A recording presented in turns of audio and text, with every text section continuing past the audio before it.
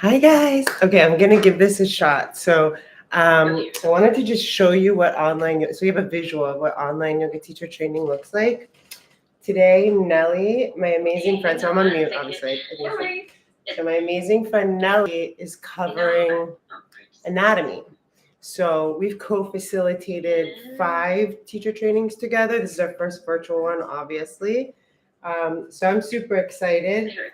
I do most of the training, but then I'll bring in people like Nellie's an anatomy master. I always learn more when I sit in on sessions. Obviously, this is the first virtual session. It's all really cool, guys. Like, I'm excited about it.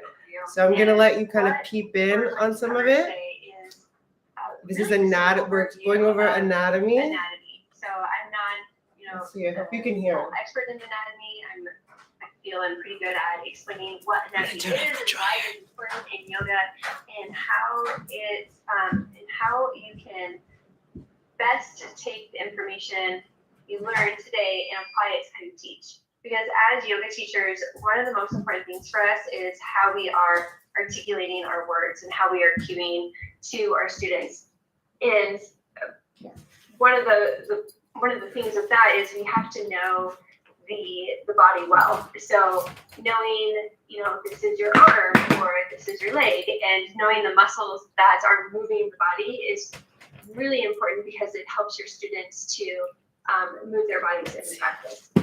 So and then I have my papers right here to follow. Hello. Instructor and your students. What's up, Davey? Can you hear? You are referencing. So what we're going to talk about today here is just a little table of contents. We're going to talk about the levels of cellular organization because I think it's just important to understand how the human body comes together. We really won't be going into detail about that. It's just a nice overview so you can see how the human body it's really forms with all of the fun things we have inside. Then we'll talk about the spinal column. We'll go through the muscular system. We'll talk about common yoga injuries, and then we'll wrap up with the nervous system. So the reason why we want to really spend some time on common yoga injuries is because we know as we're moving our bodies, if our students are not careful, they can become injured. So as instructors, we need to make sure that we're helping our students to really safeguard their bodies in the poses. So we'll talk about how we can help our students prevent common yoga injuries. All right, and so feel free to ask questions at any time as we're going through this. You can either just give me a little wave or take yourself off mute. This is very informal, so feel free to chime in. Okay, so I believe Ashley sent you the PDF for this slide deck, so you have it for reference.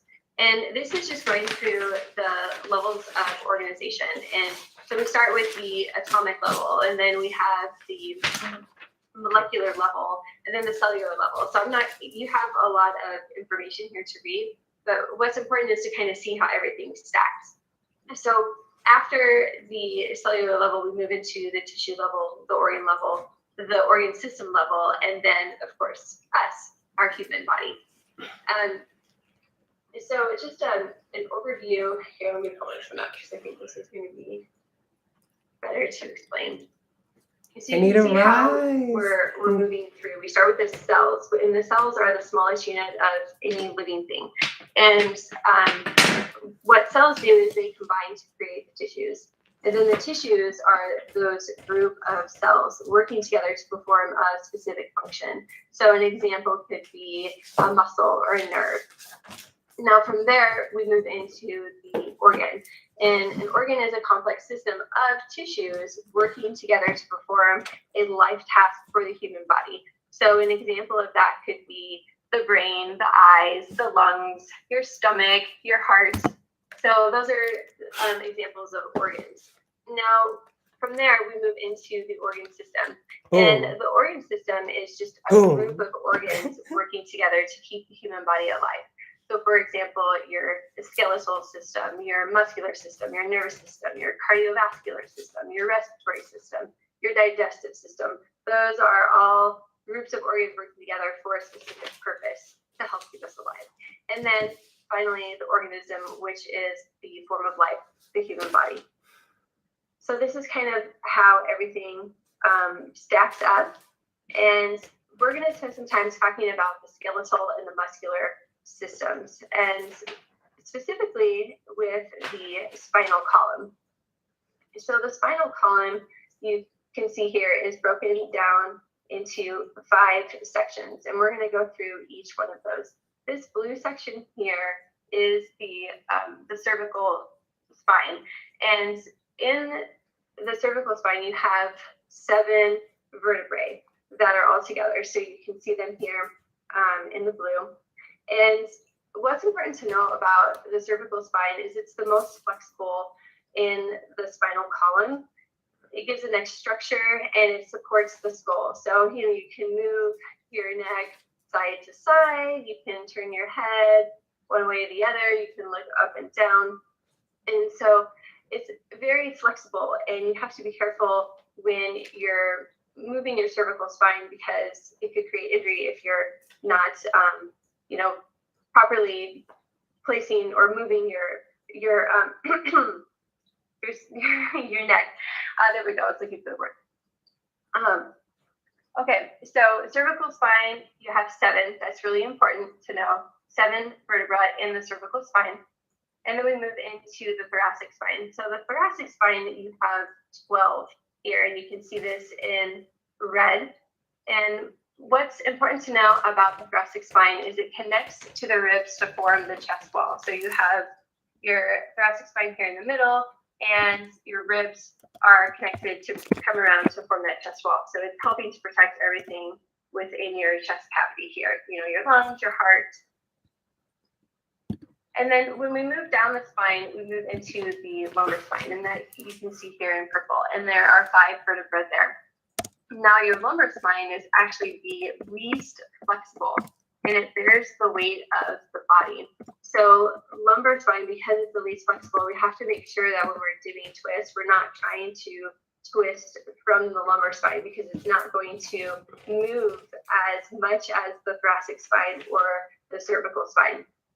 So I'm sure when Ashley gets into the poses later in training, if she hasn't talked already, we talk about how we twist from the thoracic spine, because that's where you're going to help your students protect their body. So if you're trying to twist from the lumbar spine, then you're not going to really make a lot of progress there, because the lumbar spine isn't intended to twist in the same way that we do for the thoracic spine. And from there, we move into the sacrum. And so this is the part in orange on the screen. And the sacrum is 5 bones fused together. So what's the purpose of the sacrum? Well, it attaches to the pelvic bones, and it's very inflexible, and it supports the base of the spine. So if you think about like your hips and your pelvic bowl, the sacrum is helping to attach those bones together. And then I already said it supports the base of the spine. And then there's one last part of the spinal column, which is the coccyx. And this is 3 to 5 bones fused together.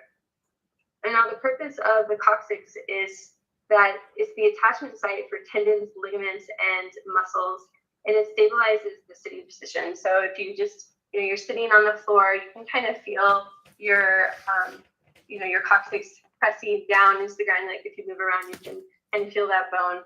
So it helps us to stabilize when we're sitting, and then it's the attachment site for the tendons, ligaments, and muscles. So when we think about that pelvic floor again, there's a lot going on to allow the hips to be the way they are. And so the tendons, ligaments, and muscles help to hold everything together there. So I'll pause here for a moment and see, do you know what tendons and ligaments are? I should have started with that, because there's a difference between the two, and I want to make sure that you guys understand what those are. Well, here on your sheets, you put down that the tendon is what connects the muscle to the bone. Awesome. So tendon connects muscle to bone, and ligament connects bone to bone.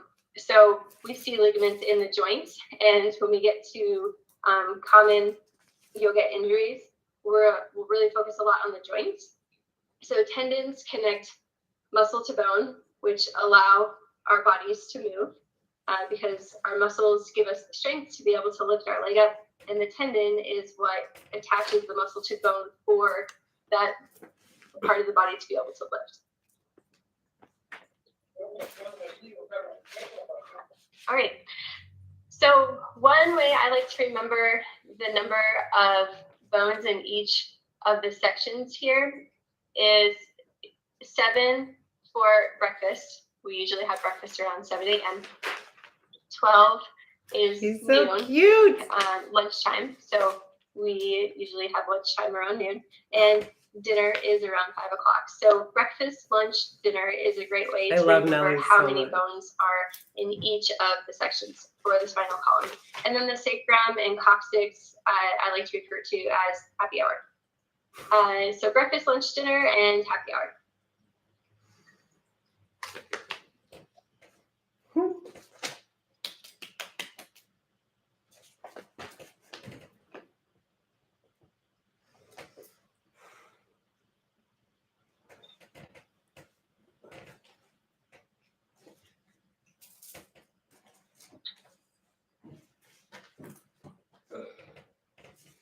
All right, so what questions can I answer about the spinal column before we move on to the muscular system?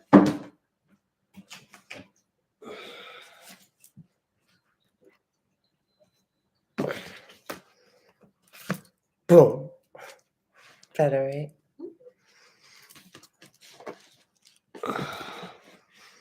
All right, so let's Ryan, you're doing the next muscular training. system. So You what already is know the this. purpose of muscles? Well, muscles move bones, as we were talking about earlier, and they support the body with balance and posture, and they also help to regulate body temperature. So if you've ever seen, those big bodybuilders and how they're usually warm all the time because they have lots of muscles, so they're generating a lot of body heat. So muscles can help to maintain that homeostasis in the body to help keep us warm. So that's just a next overview of the purpose of muscles. And here is a look at the muscle groups.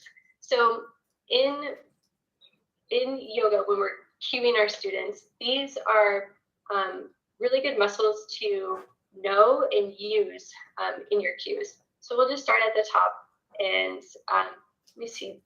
Did your manual have a blank one? I feel like maybe I forgot to put that in there.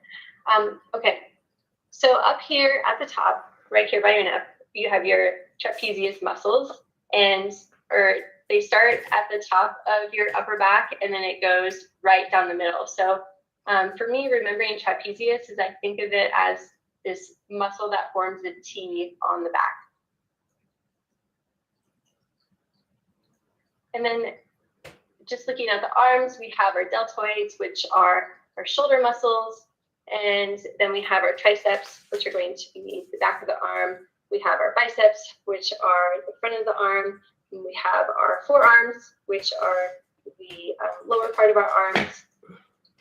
And then going back up into the front here, we have our abdominal muscles. And you can see here the ones showing are the rectus abdominis. So that's also known as your six-pack. And underneath your rectus abdominis, that's you also have known as your six-pack muscles, transverse abdominis. And those are the deep core muscles that we actually really want to focus on in yoga. So let's say you're in like a low boat pose on the ground, or even like a high boat pose. And when you're engaging your core muscles, and you've ever noticed that your muscles will form like this little dome, and that usually means you're engaging your rectus abdominis muscles. And what you want to do is pull that in. So anytime you have like that little dome of your stomach muscles, you want to pull in towards your belly so that you're working the transverse abdominis muscles, those deep muscles underneath. Now, the third muscle with the abdominal muscles is going to be the obliques, which are out on the sides here.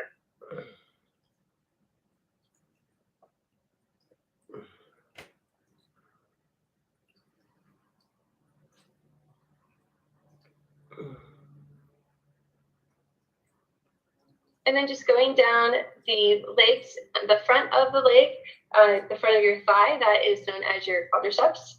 And the back of your thigh, you have your hamstrings. Right above there is your gluteal group. So you have your gluteus maximus and your gluteus minus, or medius, which is you can just refer to as glutes in yoga. And then down at the very bottom of the leg, you have your calf muscle.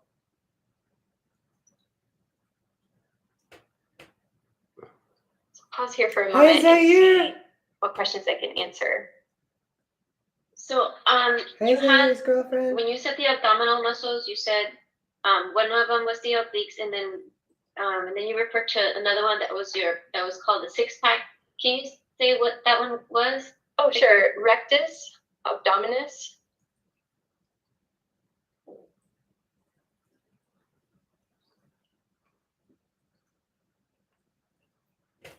Nellie took my teacher training 11 years ago in Miami. Now she's facilitating the anatomy part of yoga teacher training. So cool.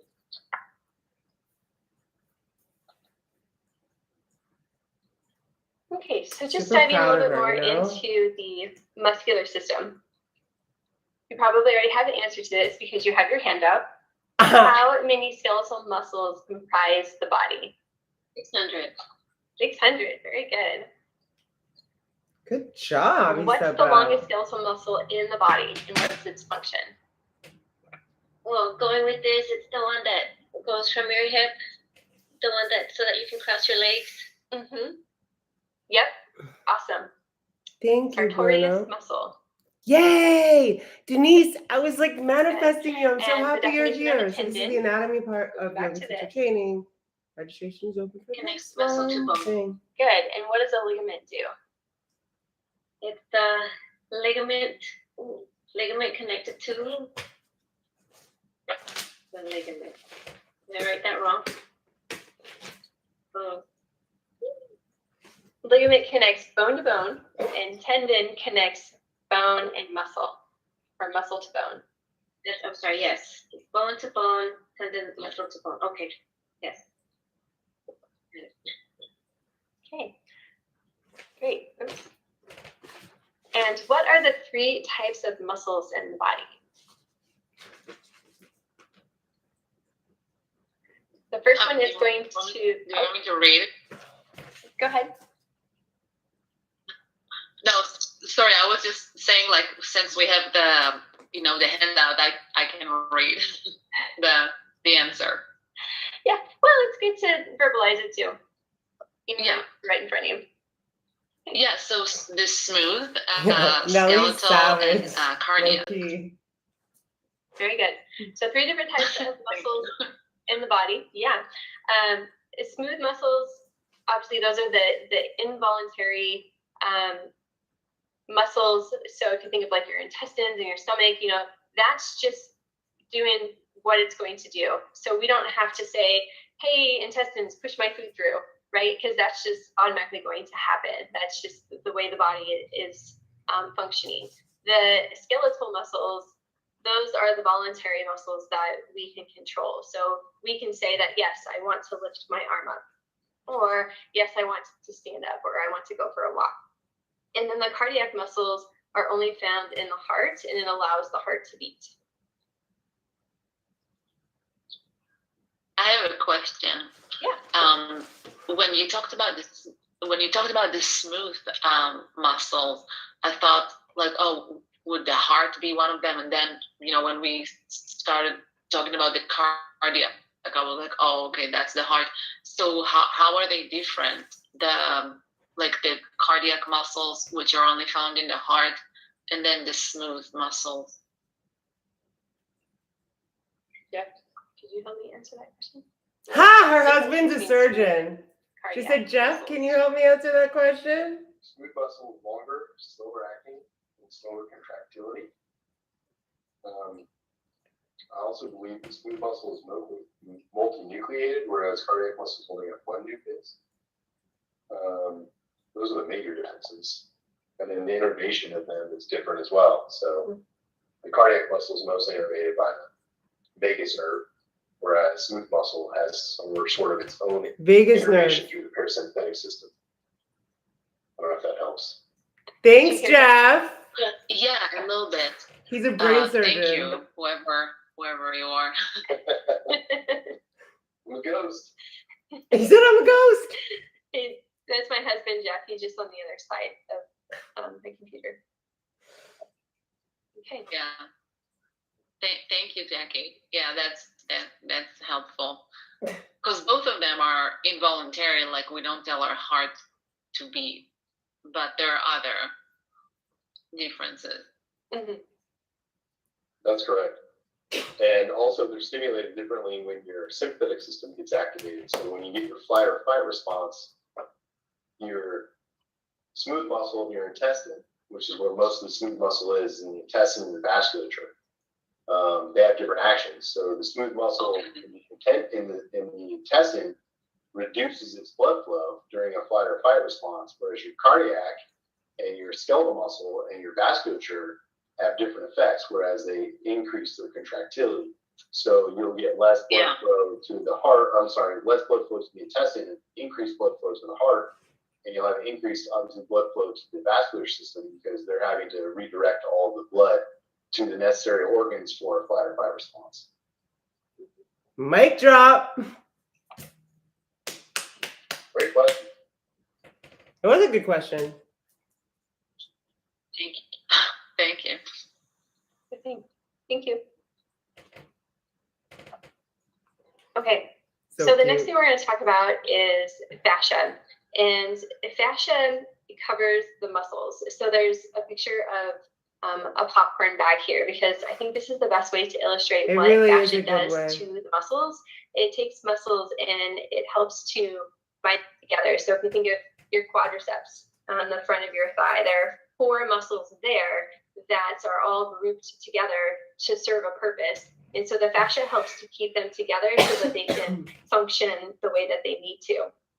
And the fascia not only helps to group muscles together, it also helps to separate muscles. Hi, happy being well. Hi, Angela. That, the right muscles are grouped together, and the ones that are together bind for a similar function, and it also helps to distribute the nerves and blood vessels through the body. So I have here just some illustrations of the different groups of muscles in the body, like where the fascia runs in the body, so you can kind of see where those lines are. This isn't like anything you need to know or memorize. It's just nice to know how the muscles are getting grouped together with the fascia.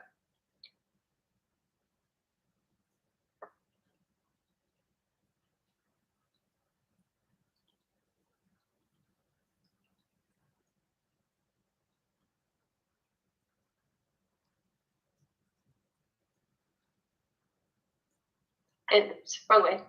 And then hi, Tammy. This other slide just shows a little bit more. You can see here in the chest and the upper arms, the upper, and as well as the back here.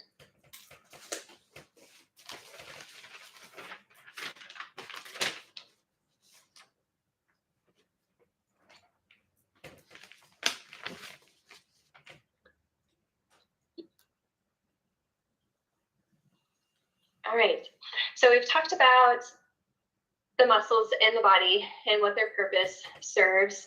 And now we're going to transition into injuries. And the 2 common injuries that you'll see in yoga are strains and sprains. And there's a difference between the 2 of them. A strain is overuse of the muscles and tendons caused by overstretching or excessive muscle contraction. So an example of this would be having your students hold a goddess pose for 10 minutes, right? That would be excessive muscle contraction for them, and it could cause a strain on their body. Another example of that could be adjusting your students. So let's say they're in a forward bend and you come up and you push them down further in a forward bend and their body wasn't ready for that. That could strain their muscles because they're overstretching when their body may not be ready for it. So as yoga instructors, we have to make sure that when we are doing those adjustments or helping our students or preparing our classes, that we're not designing them in a way that's going to cause a strain on the body. So when you get into sequencing, this is really important because you don't want to sequence, let's say, warrior one, and you're holding a warrior one for 1 to 2 minutes, and then you go right into a warrior two, and you're holding that for 1 to 2 minutes, because that could be too much strain on the body, especially for beginners. So in that type of scenario, if you wanted to do a warrior one, warrior two, maybe you should do a warrior one on the right side, and then maybe you switch to a warrior two on the left side. So that way you're creating the balance in the body to not cause that excessive muscle contraction for your students. The other type of injury is a sprain. So this is where you could have a direct or indirect trauma that knocks the joint out of position and overstretches the ligament. So when we think of, let's say, our wrist joint, if we are applying too much pressure on to our wrist, and let's say we overstretch it, then that could be a sprain to the wrist. Knee and ankle are also great examples. So if you roll your ankle, I'm sure you probably rolled your ankle at some point. And so when you roll your ankle, you've now put your ankle in this position that it's not normally going to go into. And so it can stretch out the ligaments in the ankle joints. And remember, ligaments connect bone to bone. So when those ligaments get stretched, that's what creates the sprain. And in yoga, when we're helping our students in poses, we want to make sure that we're not stretching ligaments, we're stretching muscles. And because if we are stretching the ligaments are not like muscles. They don't contract back. They can actually stay stretched out, which then creates, I'm live. I'm doing teacher training. Can I call you after? The joints can become very loose, and then it just makes you more susceptible to injury. So we want to make sure that our ligaments are staying nice and supple and tight, and we're not stretching the ligaments. We're stretching the muscles. Okay, pause here for a moment and see if I can answer any questions.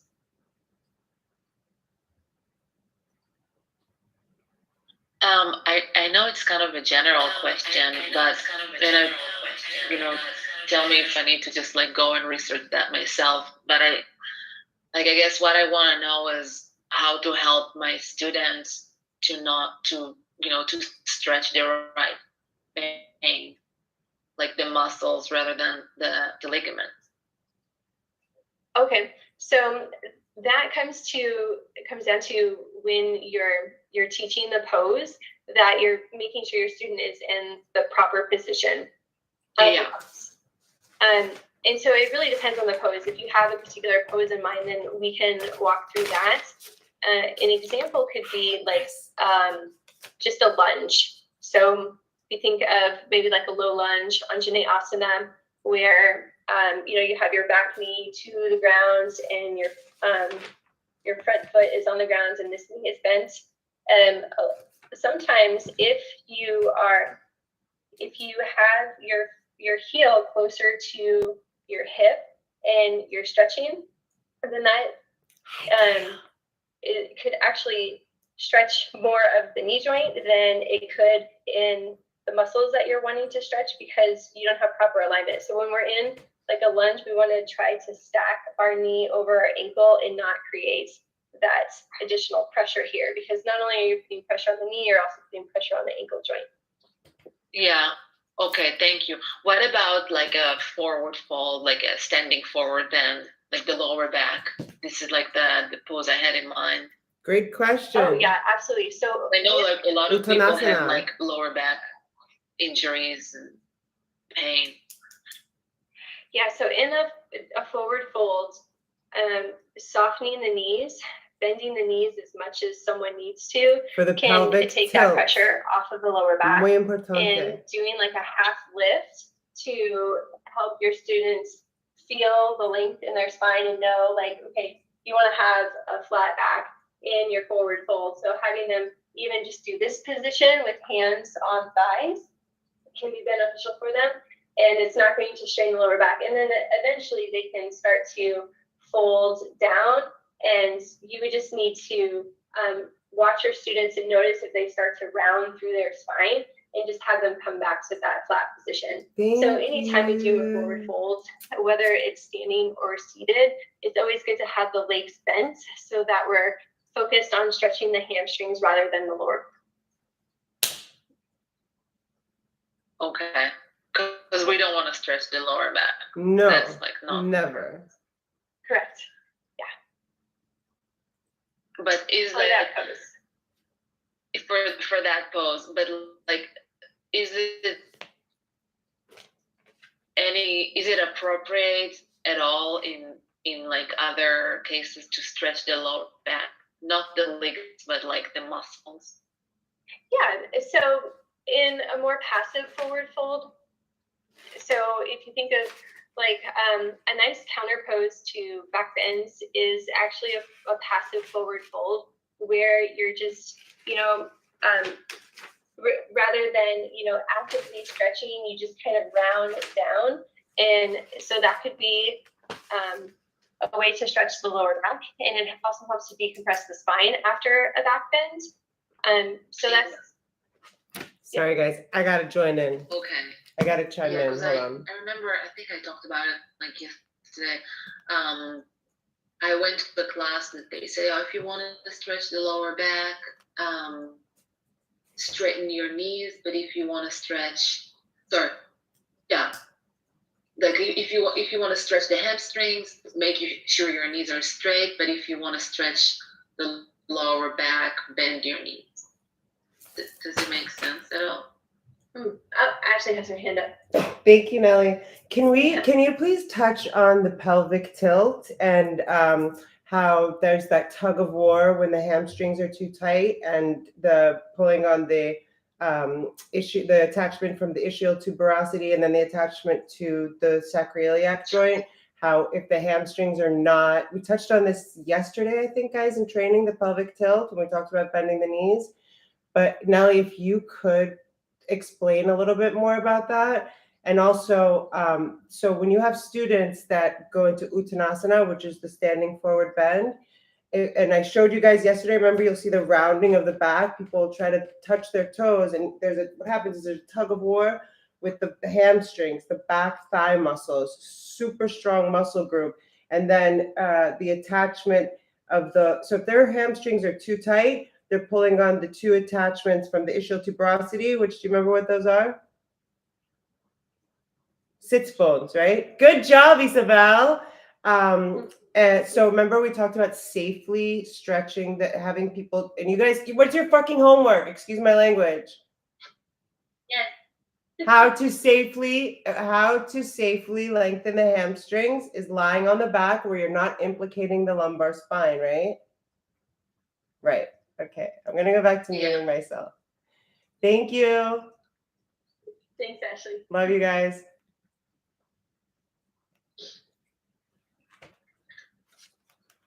Okay. That was so now here's important. where we're going to spend some time with the most common yoga injuries. And the most common yoga injuries, you can see here on the screen, there is a common theme between them. Anyone can tell me what the common theme is between these 5 points on the screen? Any guesses? What's the common theme, you said? Yeah. Mm-hmm.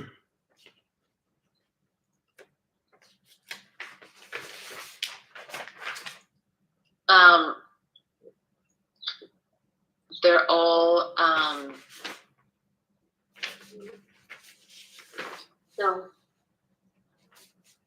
was gonna say joints. Yeah, Yes. joints. I was the word was escaping. Yeah, they're all joints. Yeah. That's right. They are all joints. So the most common yoga injuries occur in the joints, and it could be for a number of reasons, and we'll go through each of these. But what I like to do is just go through each of the joints to make sure we understand what kind of joint they are and what purpose they serve. So a wrist joint, do you know what kind of joint the wrist is?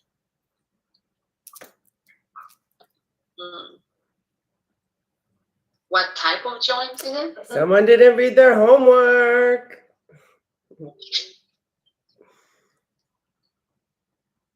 Hi, Jade. Yeah.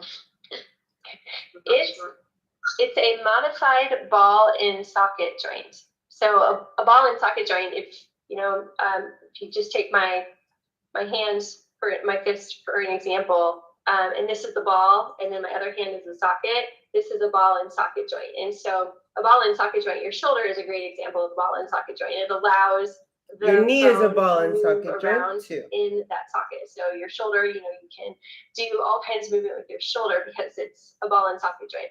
So the wrist is similar to a ball and socket joint. It's called a condyloid joint, CONDYLOID, condyloid joint. And it's modified because we have a lot of movement in our wrist, but not quite as much as we do for a true ball and socket joint. And so with the wrist, you can do flexion, extension, abduction, adduction movements. So, if you just take your hands, you can move them side to side, you can move them forward and back. Lots of movement in the wrist. We can even, twist them like this. So with the wrist joint, we know that there's a lot of movement in it. And so anytime a joint has is able to do a lot of movement, it opens up to injury. And for the wrist, an example of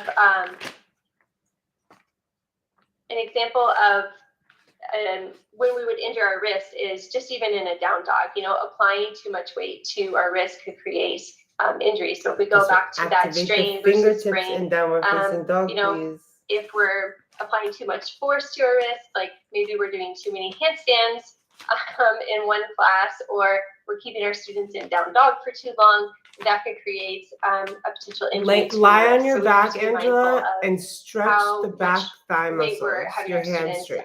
Lie on your back so you're not implicating your lumbar spine. Lie on your back and pull on one straight leg. And so the low back we know is the lumbar spine. A tie, you can use a belt if you don't have a yoga strap, right? Relax shoulders on the ground and just pull on one straight leg and breathe deep into the back like this. Called a facet but use something joint. if you can't grab your toes, yeah? And the facet joint links the vertebra together and gives them the flexibility to move. I'll make a video. I've been meaning to make a low back video. I need to. Move side to side. We don't do So a lot many of people movement suffer from from our it. lower back because we learned earlier that it's the least flexible part of the spine. And because it is the least flexible part of the spine, that's where a lot of injury can tend to occur because they're trying to do the twist from their lower back, or they're going in that forward fold and they're not focused on what Ashley had mentioned earlier, the pelvic tilt, and really focusing on stretching the hamstrings rather than the lower back. So poor form in yoga poses can also create a lot of injuries on the lower back. So when we're having our students in a pose, like this pose on the screen here, Dandasana, is a great example of showing how we can get good length in the spine and having a nice straight spine, and then maybe folding forward into a seated forward fold, or maybe we're going into a twist. So making sure there's good space in the spine and we're not going into a twist, rounding our spine, we're nice and straight. Okay, the next joint is the shoulder joint. So I mentioned this one a moment ago. It's a ball and socket joint. and it's very flexible. We can do a lot of movement with our shoulder. We can go forward and back, up and down, around in a circle, across our body. And so because there is so much movement in our shoulder joints, we can injure it very easily with poor form. Like if you think of a side plank, if we are not properly aligned in a side plank, then we could create that strain on the shoulder. Because again, when injuries happen in the joints, it's usually because of the ligaments. So we're either overstretching our ligaments or we've applied some kind of trauma to them, indirectly or directly.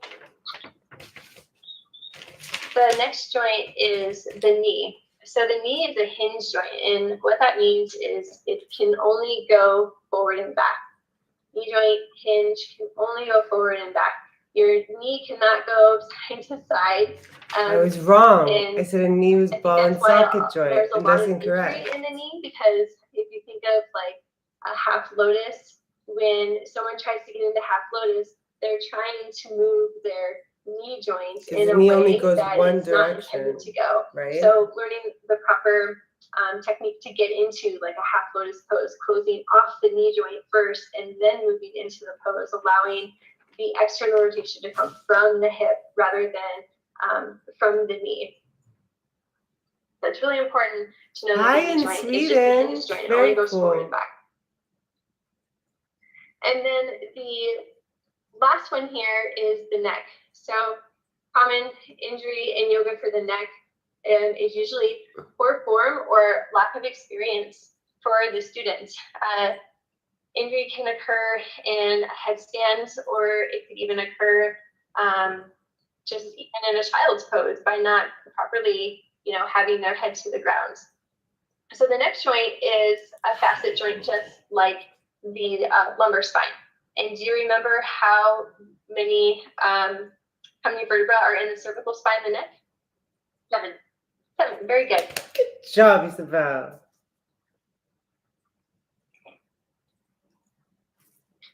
All right, so let's take a look at how we can prevent injury with each of these joints. For the wrist, Beep. when we're in a pose, we want to keep the weight spread evenly through our hands. So a great exercise to do is you can just bring your palms together and press weight into your palms, and notice where you're applying the weight in your hands. Usually down at your palms, at the base of your palm. Okay. Fingertips. Good. What about for you, Tom? When you press your palms together, where do you feel the press or the pressure in your hands? Where do you feel that you're pressing? Right there. Sorry, I was muted. Right here, yeah. At the base of your knuckles. Awesome. Yeah. Good. So this is really great to have your students do this, because a lot of time new students, especially when they press their palms together, they don't know how to distribute the weight in their palms. So have them bring their palms thank together you so much, and Sana. say to press the weight. That's right amazing. at Thank the you. base of the index knuckle. So press your weight. You can even fan your fingers out, press right into your index. Bless you. At the base Thank of your you. index knuckles. And then your finger pads, you'll You're just amazing. gently press together. Like you create a little bit of a dome, but not like this kind of dome, not like this kind of dome. It's just like a gentle press. And you can see, just like a mini hill is another way to think about it. And then your palms, when you're pressing into the base of your index finger, you should feel your palms almost suction cupped together. So there's a little bit of a dome in your palms as well. And that's how you want to distribute the weight on the ground. So now that you apply that to your hands, you can put them on the ground and do that same press right into the index knuckle. That's how you keep gently press your finger pads into the earth and feel like a little dome right at your palm. Because go ahead. So it's just this part, you said? Yeah, like right here. The weight should be when you're doing. Yeah, so students will tend to dump a lot of the weight into the outside of their hands, and that's where there is. they're going to create injury in their wrist, is because they're not properly distributing the weight in their hands to the ground. Thank you for being And here, so Sana. when you Thank have you for that being weight so sweet and dumping into the generous. outside of your hands, and it's creating more pressure on your wrist than intended. So pressing into the base of your index knuckle on the ground, and then finger pads just lightly press into the ground. So your finger pads, it's just like, your fingerprint. You would just press that gently into the ground. And so the placement of our hands to the ground, we want to have our index finger or our middle finger pointing forward. So anytime you're in a down dog, you can play around with the alignment of your shoulders to see, like, okay, is it my index finger or my middle finger that is going to point forward? Fingers are spread wide. And then when you do that, you're pressing down at your index knuckle, and then you internally rotate your forearms to apply that pressure right here. And at the same time, you're externally rotating your shoulders. So it's like this opposing force when you're in, when you have guys, that weight looks on like your this. hands. So the you hands can even go out. try that on the ground. Hands go out. I'll stand up here since I had Elbows come in a little. So you shoulders press way your out. hands into the ground. So it's You're applying out. the weight right A little here, bit in for stabilization. and you internally rotate Massive the forearms external at the same time rotation you're of the concentrating shoulders. on externally rotating at the shoulder.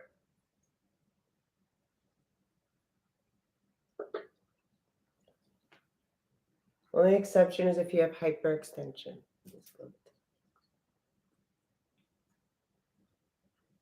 You want to kind of turn it a little bit.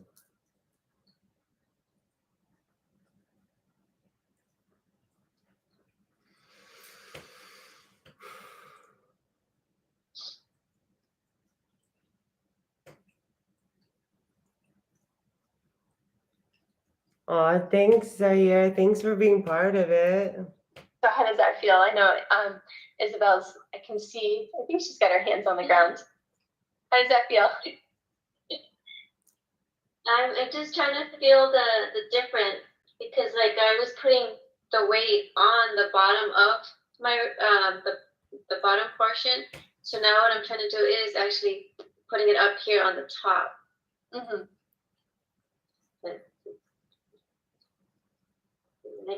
And I can feel the difference. Good.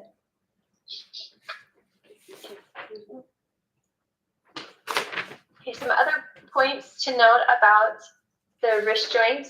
Avoid cupping your palms and turning fingers inward. So sometimes you might see students with their hands this way, or maybe even like this way, outward, when they're in a pose. And you always want to have index or middle finger pointing forward when you're bearing any kind of weight on your hands. Muy importante. The third bullet here talks about don't take shoulders too far forward past your wrist. So a plank pose is a great example of that, because when we're in plank pose, I'm trying to get my camera to, let's see if I can tilt that down.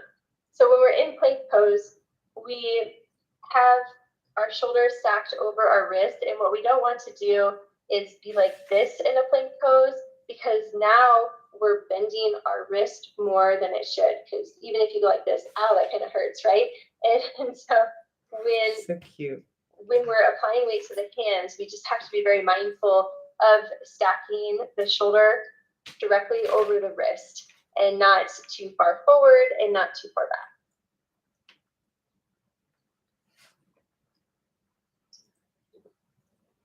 Now, for students who have very inflexible wrists, using a wedge or a roll mat, or even like a rolled hand towel, and placing it right at the base of their wrist can help to take some of that pressure off.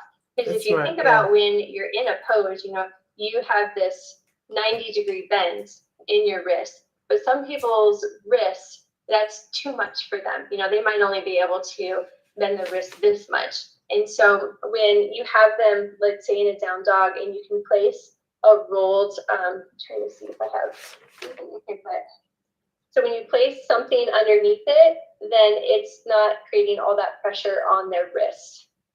So a good thing to look for with your students is to see, you know, if their wrists are hurting at any point, then you can offer that to them. And you can just grab a mat that's in the class and roll it up. Or some classes will even have like those blankets, and you can have them use a blanket or a towel. And then the last bullet here, place your knees on the ground to modify poses as you build strength in wrists and shoulders. So I know students just, you know, they want to work really hard and they want to do poses that they might not be ready for. But it's important to encourage your students to modify when they need to, because if they're in a plank pose and they don't have the strength for it, then it could be applying a lot of pressure to their wrists that doesn't need to be there. So modifying, lowering their knees to the ground, even in a down dog, they can lower their knees to the ground and just be in a tabletop position. So before we move on to the next one, I wanted to pause here and see what questions I can answer.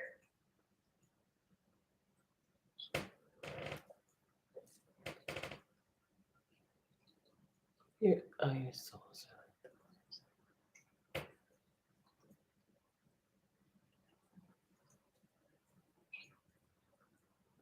The lower back, lumbar spine.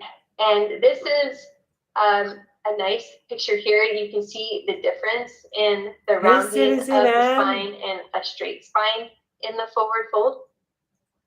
And so things that we want to watch because the for body needs it. anytime we're concentrating the body's on the meant lower. to move Avoid and rounding your spine or stretch keeping and your breathe legs too into straight, those places. which we've talked about. Bend your knees Also, if and you have forward neck folds to allow your lower back to issues, there's, like, decompress.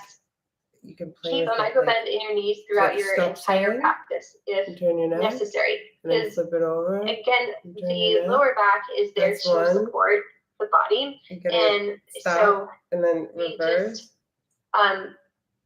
when you're like in a standing pose is a great example, because even in a standing pose, your students might feel pressure in their lower back. So helping them to have like a soft bend, a micro bend in their knees could be could help take some of the pressure off of their lower back. And then when you move into a balanced pose, Denise, same the body thing. craves movement. We were designed to move, not to be as sedentary as we are, like sitting in cars all day, sitting in offices all day. The body was We don't designed ever to want move, to just, you know? crank our body into a twist. We want to be very mindful of how we're moving into that twist. So starting with a nice straight spine, using our exhale, drawing our belly in to you help can be facilitate the intelligent twist, and and take then care of moving your with wrist, intention right? into Never do weight-bearing And stuff the without last bullet activating here, the fingers and engage creating your that like low suction belly cup in the hands. as core That sort of strength like contributes pushes to a up strong and out of the safe wrist, back. yeah? It strengthens them as well. You can also do weight-bearing stuff on your fists or fingertips. That strengthens, like if you do like a plank pose on your fingertips or your fist, also strengthens your wrist.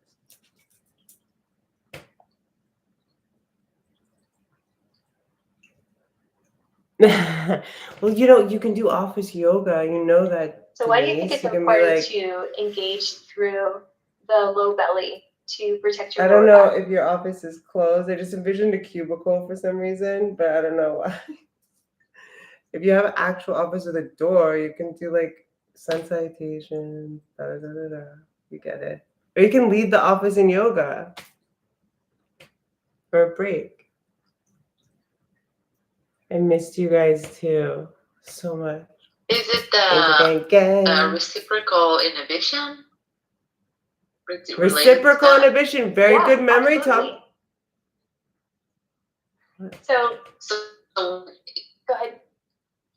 Reciprocal inhibition is the anatomical law that says when the front of a muscle is engaged, the back of that same muscle will naturally relax. A really good example is engaging quadriceps, front thigh muscles. So basically, will immediately relax I have it the written down. hamstrings, which are the muscles talked about it yesterday behind a little bit. the quadriceps. It's the So like Angela, when you're pulling on your straight leg, when lying the front of the down, muscle is engaged, right? the back or the same You'll muscle breathe, will you'll flex, activate. relax. You're not gonna lock Mhm. your knee or your front thigh, or you're not gonna lock your knee, but your absolutely. front thigh muscles are engaged. They're on. That helps to facilitate So, opening the back of the leg, That's the why it's hamstrings, which is what important we to want engage to lengthen and stretch and open, which happens abs, very right? quickly with So consistency. the lower back, which is the back of it's not the same muscle though. So I don't know.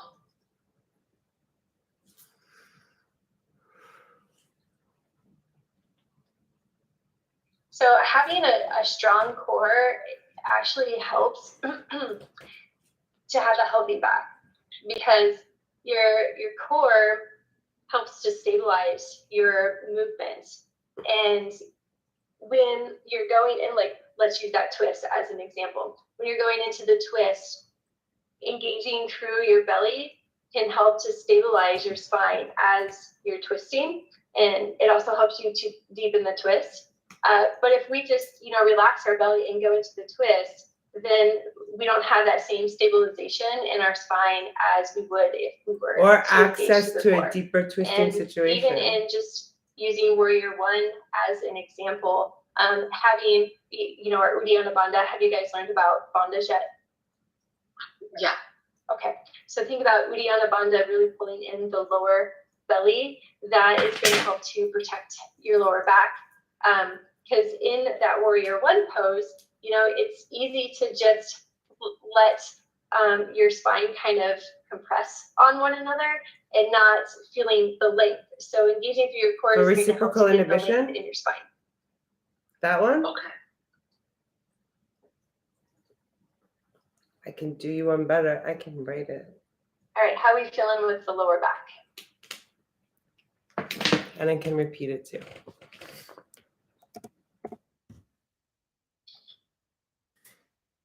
That good, huh? Ah, it can be a lot, this anatomy stuff, So shoulders, we know the joint here is very flexible. We have lots of movement in the shoulders. So with that, we have to take good caution to make sure that we have good alignment. So the first bullet here says, always modify if you feel sensitivity in your shoulders. We never want to feel pain in our yoga practice. Discomfort is okay, because the discomfort is where the change, the growth occurs, but pain is where we could actually set ourselves back. Very good point, Belly. So always modify Nelly if you Belly, feel I call her sensitivity Bells. in your shoulders, even in Reciprocal inhibition, back anatomical bodies. law, I when know the front of a students love to muscle try to get is defined because, it's something engaged, that's pretty and fancy, but just the knowing back to modify if you're feeling any type of sensitivity in that the shoulder. So maybe it's just the hand muscle to the lower back rather than naturally trying to keep full relaxes. keep shoulders back, down, and away from the ears as much as possible. I see this a lot in down dog, where students will have their shoulders up by their ears and they're creating a lot of tension here, and that it's unnecessary tension. So you want to take that energy and distribute it somewhere else in the pose. So if you see students who have their shoulders up by their ears, then you just always want to have them, even have them round or lift their shoulders up and draw shoulders down the back of the ribs. So as much as possible, we want to keep shoulders back and down, because we don't want to round like this and have our shoulders hunched forward, because one, that's bad posture. Bad posture. Two, it's not proper form when we're So moving cute. into certain Muscle poses. group behind, quads. All right, chaturanga, chaturanga, chaturanga.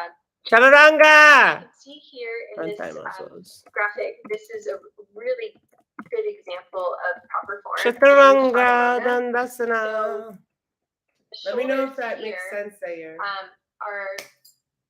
You can see that the elbow is right over the wrist, so we're creating this 90-degree bend Muy importante. in our arms.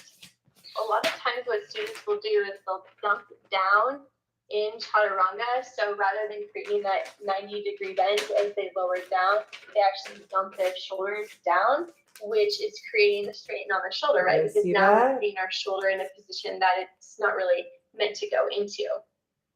So when you're going through chaturanga, I appreciate you, there's Zaire. some tips here. Always push heels back and reach chest forward while lowering it down. So it's that opposing force. Cool. A lot of students won't even think about that because they're so focused on the arms, because it takes a lot of arm strength, right, to go into your chaturanga, your high to low push-up. But when you can Core focus on in distributing chaturanga, weight elsewhere, legs pushing as the heels well, back and front thigh reaching the chest muscles. forward, it's actually making the pose a little easier for you, and you're not creating so much strain on the shoulders to go into chaturanga. Now, modifying on knees for chaturanga is always a good option too. I think it took me like 3 years to be able to get a chaturanga because it's hard. It's really hard to do, and you want to learn proper form so that you don't put yourself in a place for injury. He's just like a little bean. Okay. And the fourth bullet here, up dog, it says broaden through collarbones. So in up dog. Okay, I'm gonna chime in a little bit, guys, because I do that. I just wanted to show you what this could give you a visual of what I'm doing with online yoga teacher training. Registration is open for the next one. I love you guys endlessly. I'll be back. I'm gonna start doing lives again. I'll explain. There's a lot going on. I'm going to focus on this now. I hope that you learned something. Hope you enjoyed it. And I'm really grateful for all of you. And thank you again, Senna. That was really cool. What else do I want to say? I hope you guys are amazing, and I'll see you soon. Bye. Thank you for being here, and thank you for watching whenever you do. Then, you know,